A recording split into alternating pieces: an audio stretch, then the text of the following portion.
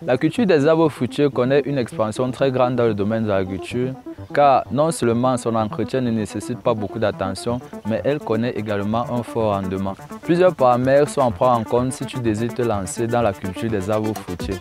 C'est ce dont nous allons parler dans cette vidéo. Le premier paramètre que je vais partager avec toi aujourd'hui, c'est la nature de ton sol.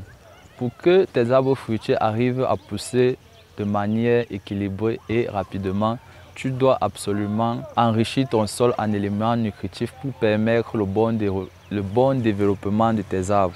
Si ton sol ne contient pas les éléments nutritifs nécessaires à son développement, tu vas te rendre compte que les arbres que tu auras plantés dans ta parcelle seront soit de mauvaise qualité, soit vont pousser plus lentement. Je tiens à préciser ici qu'en fonction des arbres fruitiers ou bien de l'arbre fruitier que tu auras choisi, il faudra déterminer la nature des éléments nutritifs à adopter dans ton terrain. Le deuxième paramètre que je vais partager avec toi aujourd'hui, c'est l'irrigation. Pour que ton verger, pour ceux qui ne savent pas, le verger, c'est la culture des arbres fruitiers. Pour que ton verger arrive à se développer rapidement, il faut un apport conséquent en eau. Et là, je ne te parle pas d'attendre seulement la saison des pluies pour que ceci irrigue ton sol. Non, il faut que pendant la saison sèche aussi, tu saches apporter de manière suffisante une quantité d'eau à tes plantes pour que ceci se développe.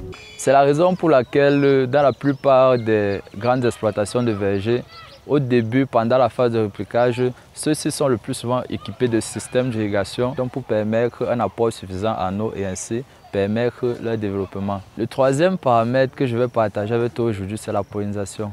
La pollinisation désigne comme le processus de transport du pollen de la plante femelle vers la plante mâle pour assurer leur floraison. Je tiens à noter ici que plus la floraison est importante, plus le rendement sera élevé. C'est donc un paramètre très essentiel d'assurer la pollinisation de tes arbres fruitiers. Pour assurer la pollinisation de tes arbres fruitiers, il faut permettre une compatibilité de deux variétés différentes. Lorsque tu t'assures que ces deux variétés sont compatibles, tu pourras alors établir un système permettant d'assurer leur proximité dans le champ et ainsi permettre leur pollinisation. Et en parlant de proximité, le quatrième et dernier paramètre que je vais partager avec toi aujourd'hui, c'est l'espacement ou encore l'écartement entre tes arbres fruitiers.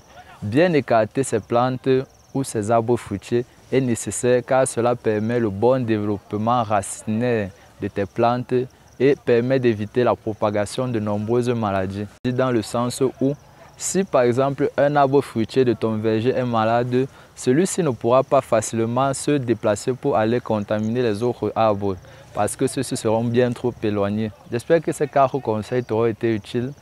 N'hésite pas à me dire ce que tu en penses dans les commentaires. C'était Darius de la chaîne AgriBA et je te dis à une prochaine vidéo.